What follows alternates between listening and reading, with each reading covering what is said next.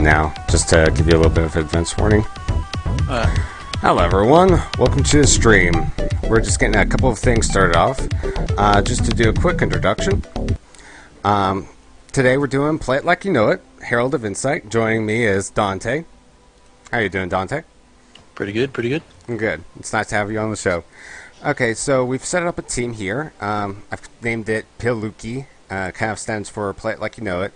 I have Long Lord Legs and Odeeks on my team here. We're just going to be doing placement matches. So real quick, I wanted to ask you, DonTe, a couple of questions about Herald of Insight. We're going to start the placement matches in a little bit.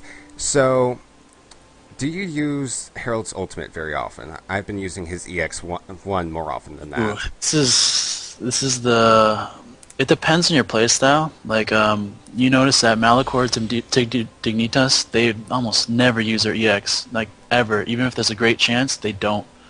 It also goes with mind games, because that's what they're known for. That, oh crap, if I get hit by a lockdown, I'm pretty sure Strift's going to ultimate me, and I'm going to lose 80, 90 HP, and I can't do anything about it. So, do I personally use it? Yes, but it's very situational. Like with all ultimates, it's situational. Yeah. My playstyle, I like to go offensive. So I build EX Mastery and I build Power Gems. So by himself, Herald can actually deal 28 damage front shots if they are amplified. So that's just how I play. Normally when I play Herald, I actually deal more damage than I heal. Yeah. This patch. So I actually almost... I wouldn't say I'd never use my ultimate, but it's really rare. I only use my ultimate as like, oh crap, I need to save that guy. So I ultimate and it silences them, and it actually makes everybody scared, so they run away. Because they're silenced and they feel like they're just going to get attacked right then and there. Yeah, and they're like, oh, I need a dodge, and I'm also amplified. If you get hit by an EX, they're like, oh, they don't... You hit someone with the EX, they don't change their playstyle. They don't like, oh crap, I'm time fevered, maybe I should stay back. If they get hit by an ultimate, then they think that. It's kind of weird how the general populace thinks that. It's just, I think, because in the past, if you ever get hit by a lockdown, you're pretty much dead. So I think the whole world is kind of like, oh crap, I should not get hit by lockdown. Yeah, especially because it used to do in a, was it an end cap or was it just an end? Oh, it's been changed every single patch. There's a 5-second end cap, 3-second end caps, 40% amplifies. It's been... there's so many iterations of the spell, but the ultimate, yeah, I rarely use the ultimate. I mean, the only time I really use the ultimate is that if I'm actually dealing so much M1 damage that I'm getting so much energy, M1 and M2. I see. So his EX2, do you use that? EX2, EX2, the Time Rift. Yeah, sorry, it's yeah, the Time Rift. Yeah. Okay, that's currently as it is now. It is usable because back then the problem with 1.8 seconds is that you would get only like a chance to do like one M2, and you use it and you barely get anywhere. So currently the situation is 3 seconds. So you can space through somebody, heal a few times, and after 2 seconds you can EX back. I don't do that. A lot of people say, oh, you can space EX. That's, in my opinion, it's a bad choice because A, you use your space, and then you use an EX. You use 2 outs. When I only use it when a glutton pulls me, and then I would use it. That's the only time I would use it. Like, if I get grabbed, hooked, pulled. So, it's just a matter of playstyle. Personally, I don't use it just because I'd rather save my energy for EX fear. Yeah. Essentially, it's the same thing. We're going up against the Vanguard here. I've been having problems with them before. How do you like to keep yourself off from a Vanguard train, so to speak? Ooh, that's the hard part. Shoot. If he lands, okay, the stream I can't. It's stopped since the match started. But Vanguard, you gotta be aware, honestly, of his space. Like once he lands a space on you, then he's pretty much on you, and you don't have many options because if you try to juke a fear, then if you like that reflect, once it's up, you can't really use anything except your Q, maybe your space. So if you can dodge his space, then you have a lot more options. Once he's in your face, you don't really have options because you're just gonna get shield slammed and dismantled and just haywire. Mm-hmm. You were mentioning that the stream's down is. It's frozen. It's frozen. We might have a problem with that. So we also have an igniter here. Which should I be putting my Chronoflex over him or kind of like near my in general, you kind of want to get a feel of everyone else's the enemy's playstyle first. I like to Chronoflex myself in the beginning and see how they react, and then start Chronoflexing him. Sometimes, I'll mix things up, and I'll just throw a Chronoflex straight in his face, and see, okay, will he walk around it, or will he just point to somebody else? Will he just use space and reposition himself? It just depends on. It honestly depends on each enemy you play. Like the first round, you're not going to be really good with a Chronoflex because you don't know how the enemy plays. So next 3 rounds is where you need to pick it up. Ouch. Okay, I'm gonna put the stream on hold for a second, and I'm gonna check on. Let me see. See if it's working okay on the site. I should probably check that out. Okay, I'll get back to the game.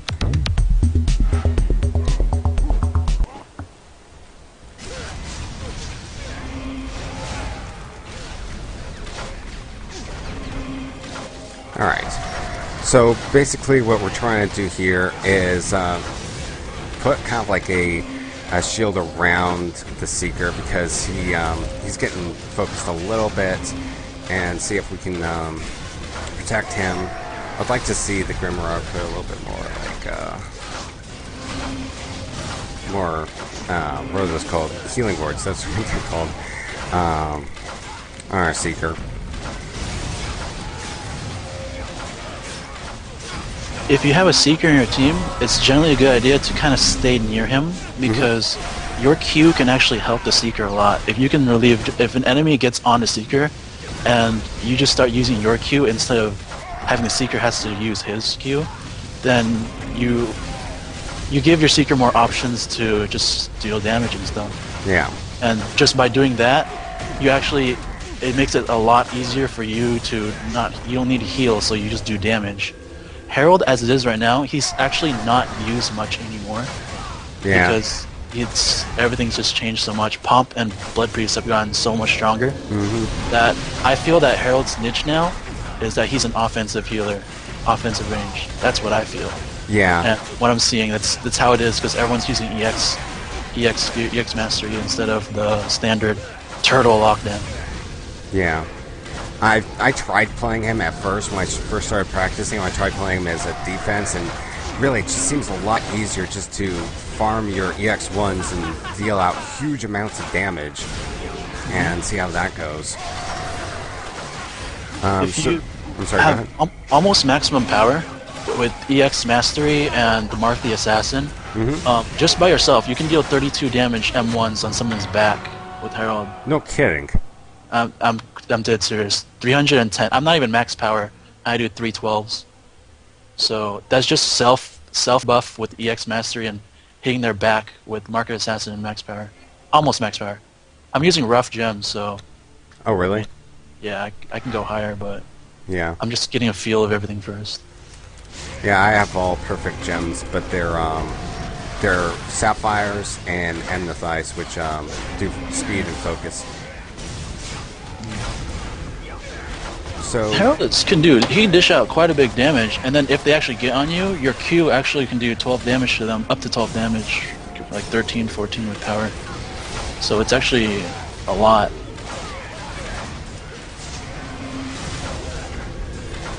Okay. So did you check on the stream? I'm just kind of worried about how everything's coming through since you said that. Well, on my Skype thing, the screen share, I can't see it, so I'm just gonna go to Twitch or Justin. What's the link? It should be twitch.shufflecatTV. So it's shuffle cat 2 T's and then V. I just loaded it up from the forum thread. Oh, that works too. Yeah. Shufflecat TV. Ooh, crap.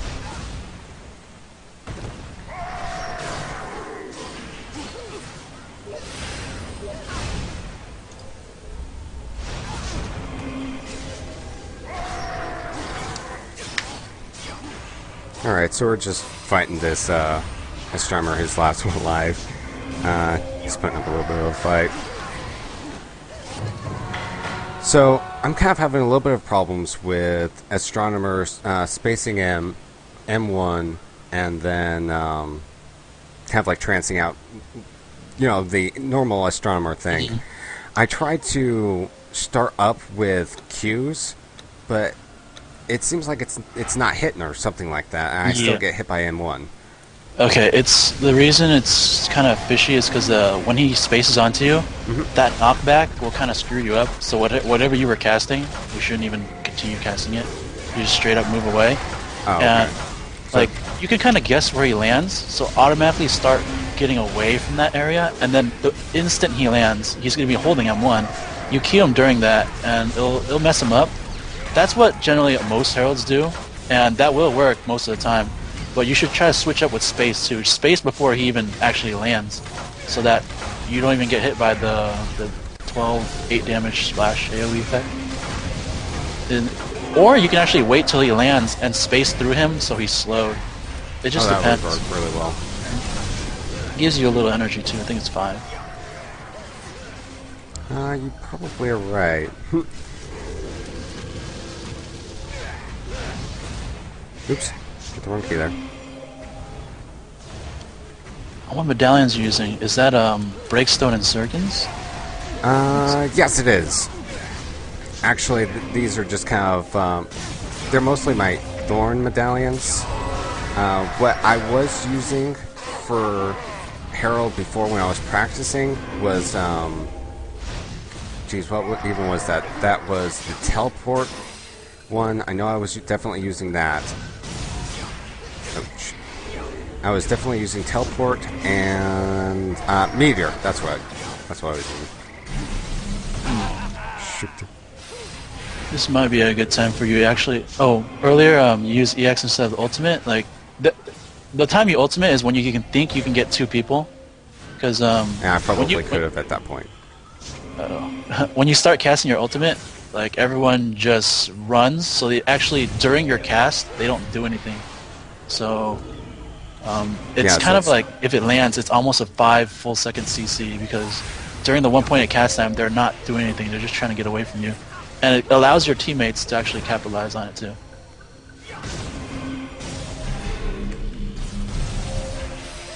Shoot! Wow, this Astro is just messing me up.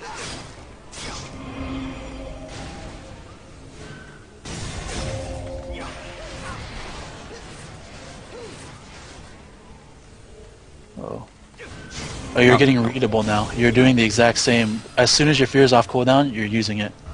So you should probably watch that. Make sure that he doesn't understand what I'm doing or something to that effect? You're doing this. It's like you're following a flow chart, and he's figuring it out slowly. And yeah. So it's being predictable. Yeah. Knock him out. Oh, okay. What I see from you, you use the EX Sphere when they're mid-range, far range. You opt to cast EX Sphere. Not only will that it'll give you a higher chance to miss, but it's kind of unnecessary because if they're mid-range, far range, you can cast EX Sphere, but you can just start casting regular Fear because, like, imagine if you were the astronomer and if you're Astro, you're mid-range and you see a Herald casting Fear. What are you going to do? Are you going to walk towards him? No. Well, if you walk towards him, you're probably going to get hit. So you got to walk away or try to dodge. So even though you have like a a long cast time when you're fear. I don't even know how long cast time is. It's just I long. believe it's zero point 0.8 for the normal one and zero point 0.4 for the EX. Yeah, like point 0.8, it's actually pretty long, but it's when you if they're mid range, it's actually not long anymore because they're just dancing around trying to figure out, okay, I need to juke this, I need to juke this. So it's do you understand what I'm saying? It's So, if you cast point 0.4 seconds, he won't know it's coming. It's either he's gonna get hit or he's gonna not get hit. If he's actually watching you, he sees you cast Sphere, then he's going to think, okay, I need a dodge, and I need a dodge. Like, I cannot afford to get hit by this. So even though it's a 0.4 second longer cast time, it's kind of negligible because he's actually spending those 0.4 seconds trying to dodge you. So if they're mid and far range, generally you don't want to cast your EX. You just want to straight up cast your regular Fear. Because if you do land it, you gain energy. It's like 12 energy. It's huge.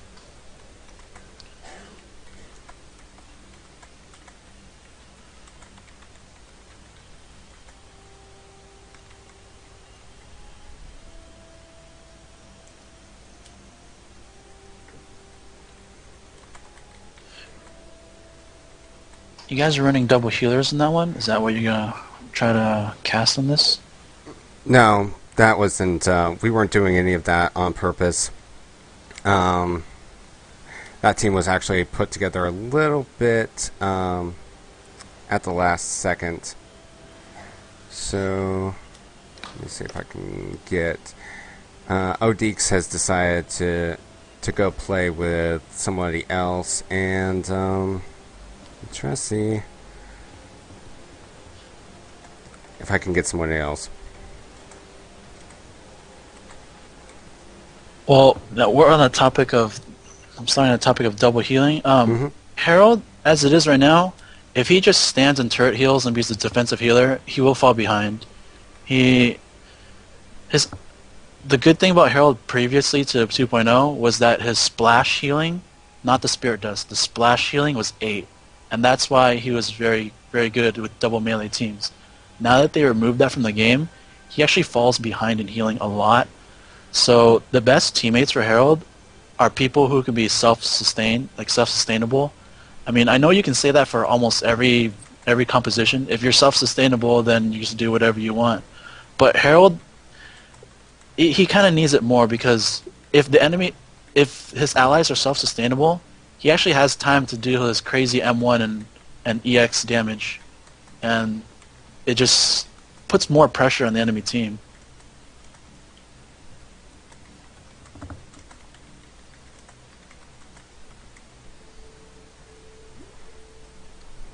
I see. So kind of with that composition where we have a Grimrock who can play offensive and a Herald where it's more reasonable to be offensive, we probably should have taken that composition and pushed the other team and kind of let the Seeker be on the defense, because if you have two healers kind of in air quotes here, bad positions, then most people are going to go, oh, this healer's stupid, and just attack them and let the Seeker do all the damage. Well, the Seeker doesn't have to be you guys have to be careful on a double healer team. On a double healer team, the only way a double healer team loses is if they get burst down. Really, they can't really deal enough damage, so they just have to have good positioning. And if your team's self-sustainable, then you honestly don't need as much good positioning, and the Herald or the Grimrock can go on the offense. One of you guys be defense and 2 offense. And the difference between 2 DPS, 1 heal, and 2 healer, 1 DPS, where the 1 healer goes offense, is that healers innately have a little bit more control. So if you can kind of control a situation and swap to the same target, then that's generally your game plan in a double healer comp. You got to control everyone else, kind of make it like a 3-on-2 almost the entire fight. And Herald is amazingly good at swapping because he just throws a huge 26 damage fear, and then that person's amped with the EX, and you can just train him. Mm-hmm.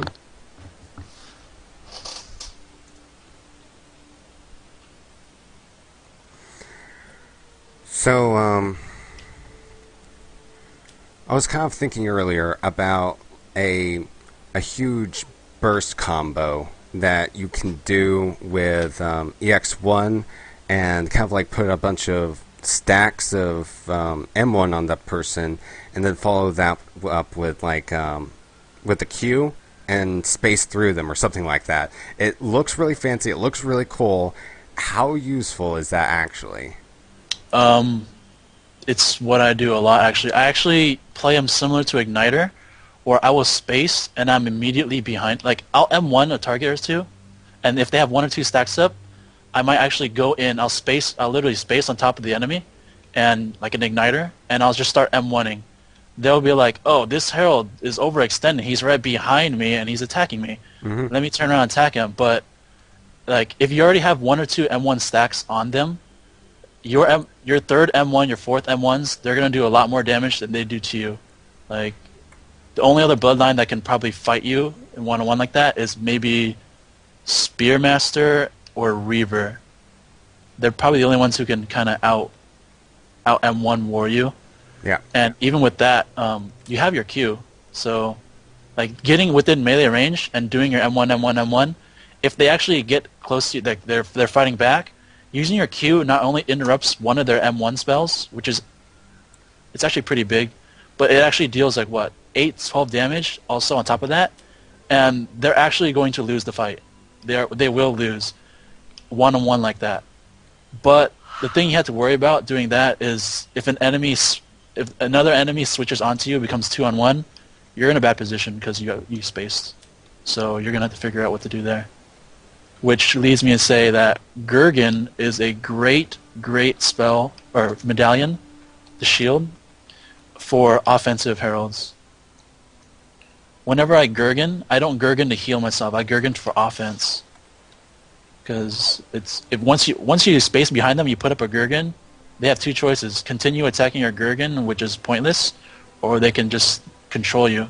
And I mean, you can't really dictate how the game goes from there, but the Gurgan just gives you so much more options for offense. Yeah. So what you said about like spacing behind them, doing M1s, and then throwing an EX Sphere, yeah, that's a very viable combo actually. Okay. You just gotta remember, like, you cannot start the combo unless you already have 1 or 2 M1 stacks on them, and you don't really EX Sphere until they already have like 2 or 3-ish. Because if you do it too early, they're already gonna kind of retreat or play defensively, and even if you do hit them up with follow-up M1s, you're only gonna do like 18 damage, 20 damage. Like, you want your next M1s to be like 28 damage. You can deal 28 damage front shots with the M1. It's good to know. Mm-hmm. All right. So, kind of like the range on fear. I've been kind of using that as kind of like a starting gate, starting gate ability, like. Beginning of the match. Yeah, at the beginning of the match, as soon as you see somebody. But I don't know if it's my aim with it, or if it's like something to do with people expecting it. Is that a really good ability to be starting off the match with, is fear? It's the same way with, like, if a Harbinger starts casting Shadow Bolt, everyone kind of backs off. Certainly. When you start casting Fear, sure, they're going to back off too. But generally you should leave it to your allies to kind of do the starting initiating stuff. I mean, you can kind of fake cast it and try to get... Because in the beginning you want to achieve a good position, aka you want to grab the middle. Because if the enemy is pushed back to their spawn, in every single map in the game, if the enemy is in their spawn and you're outside of it, you're in a superior position because they have no options to get out. So, whatever it takes to get the position, but realize that if you do use up your fear, if they grip you and you're in there, you only have your Q and your space now. So, you don't have as much option. It's one of those, like, you can do it you can try it if you want.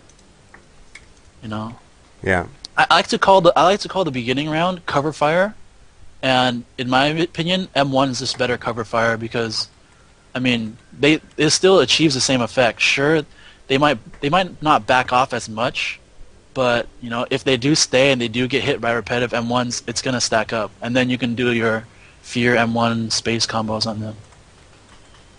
So I generally don't do cover fire with the fear. I see. But like you say, people back off, and that gives you a little bit more control with the rune. You know, like if they're backing off in the beginning, then they're not going towards the rune. So you can get a little bit more space on the rune, and maybe even put a chronoflex on it to put like a tank on top of the rune or something like that. And generally, I'll find that if you get immediate control of the rune, that you're immediately getting a really big advantage. Mm-hmm. So, would fear be a good reason to do like that? I mean, especially if you can fear somebody away. But then you gotta think of what happens if I start cover firing with my fear and I miss. Yeah. Everyone's gonna think, dude, that Herald doesn't have his fear anymore, so we can't jump on him. Like they're not gonna jump on you because you still have your space in your queue, but they'll be more aggressive. They'll be like, I can push forward a little bit more because I don't need to fear that much. I don't need to fear like getting hit by like a fear or anything like that. Yeah. So the only other option is chronoflux, and that's kind of situational where you're actually going to put that, because oftentimes I put it out too soon and somebody just walks around it and shoots around it, or it's not covering the ally that is actually getting shot at. So essentially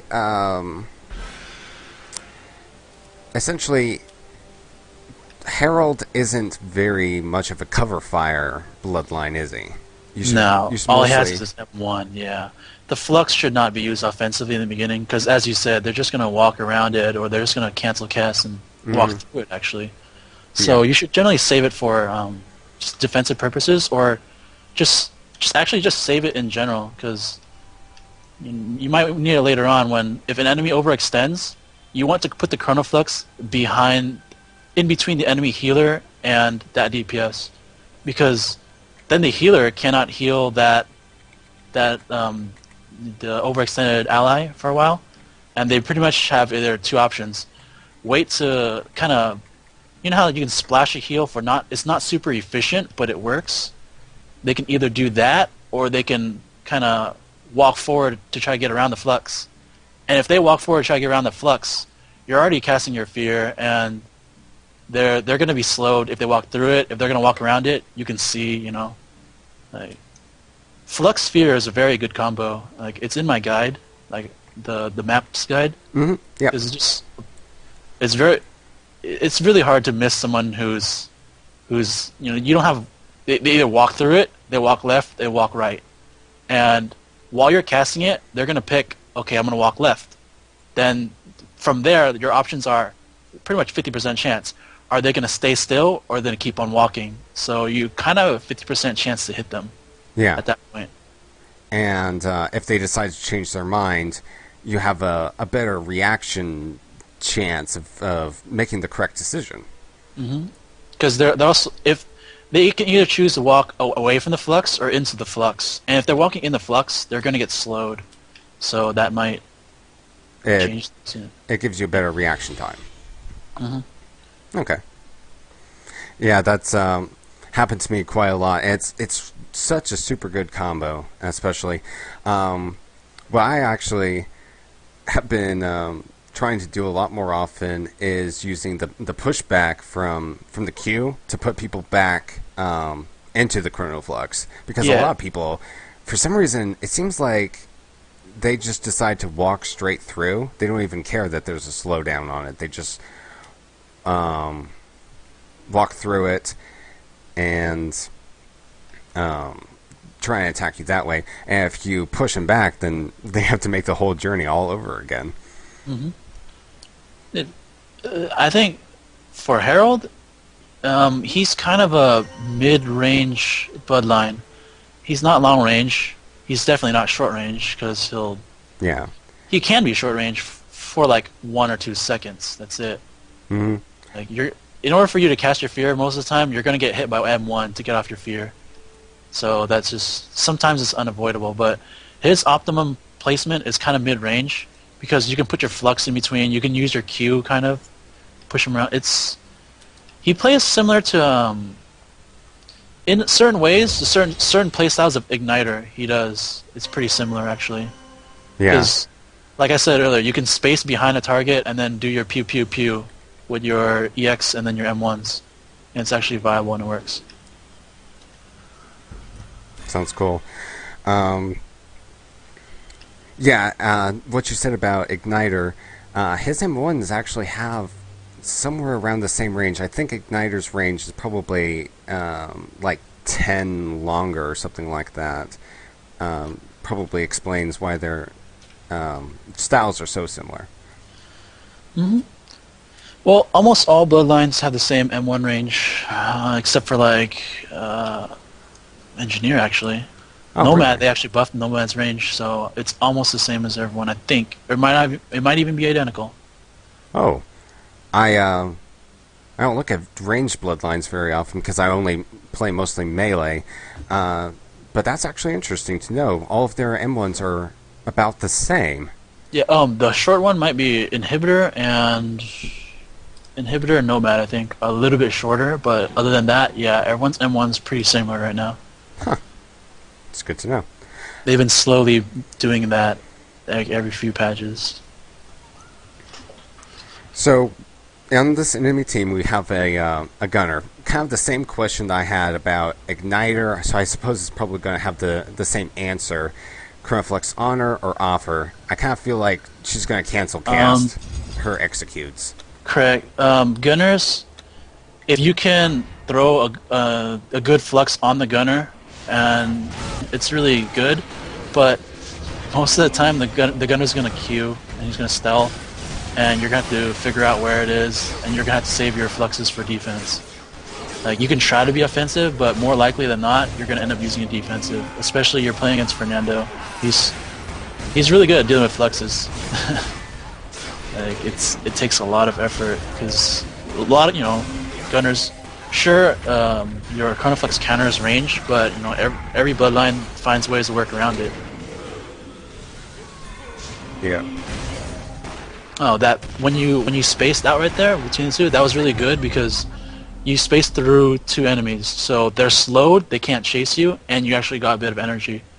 I generally try to space at least 2 enemies, or 2 people. 2 people. I'm sorry, an enemy, an ally, 2 allies, 2 enemies. Yeah, and it gives 5 energy gain per person that you space through. That's allies and... Oh, no.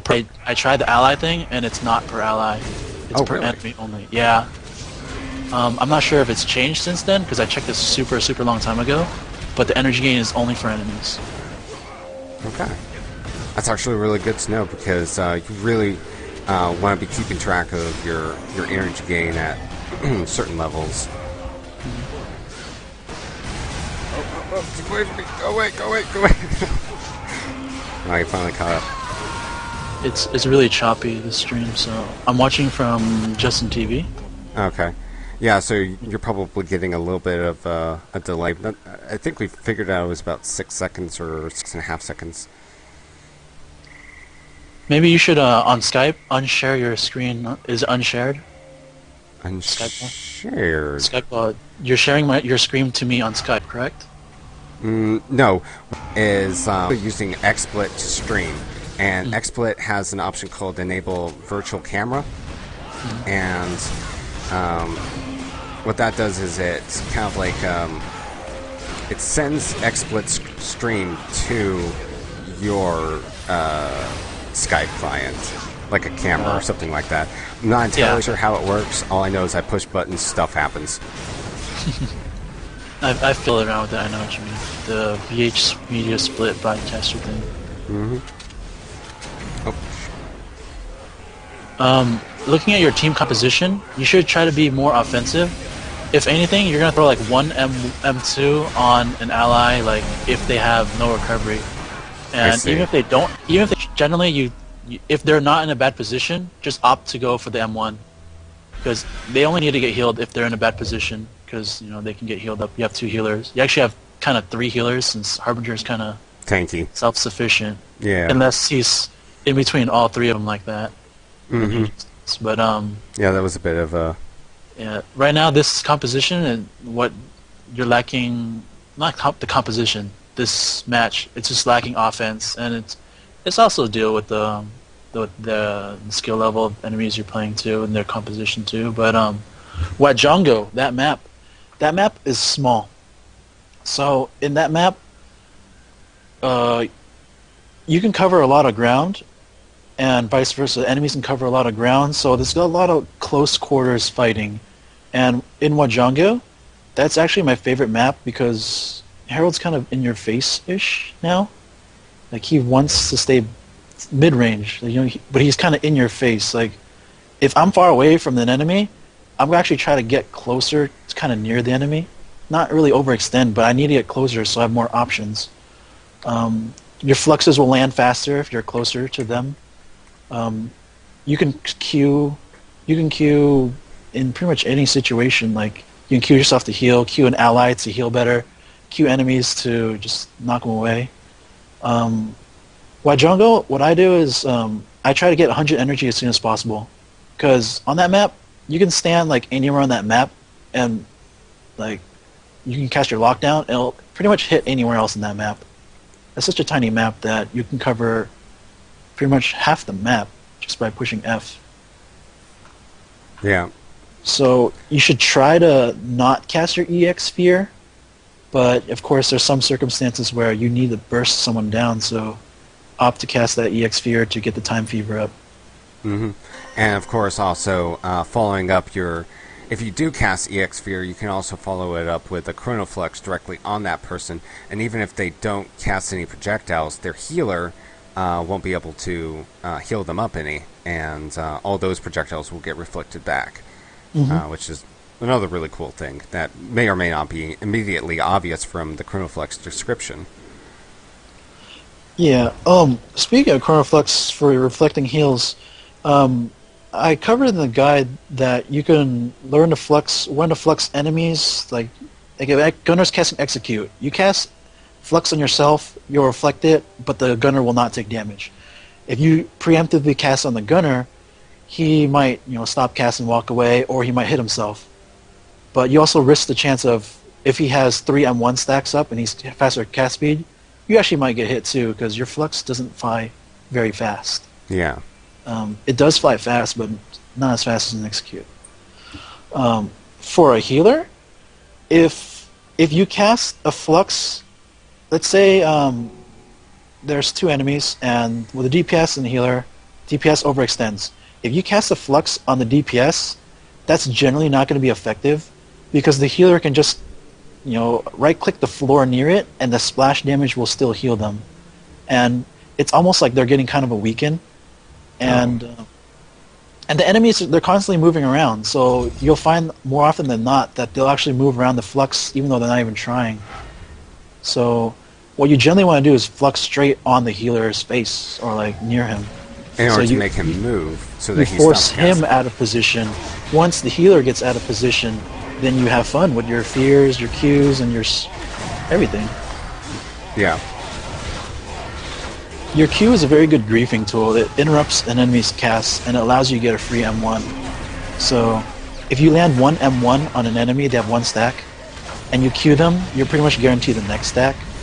And it's just waste. And once you get your second stack up, you can cast you're already going to start your combo up. And they're already in a bad position from that point on. Mm-hmm. Now, you probably haven't seen this part yet. That inhibitor just did, I put down a Chronoflex in front of him as his M1 was actually coming out. I thought the timing was real nice until he just hits, appears right behind me. I was like, oh no.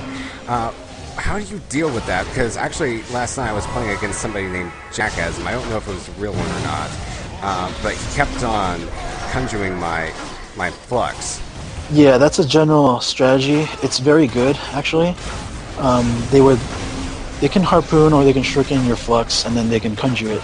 And that actually puts you at a very bad spot, especially the kunju, because a Spearmaster who kunjus a Herald, you're not going to get away from the Spearmaster. You're straight up going to take 2 or 3 more M1s.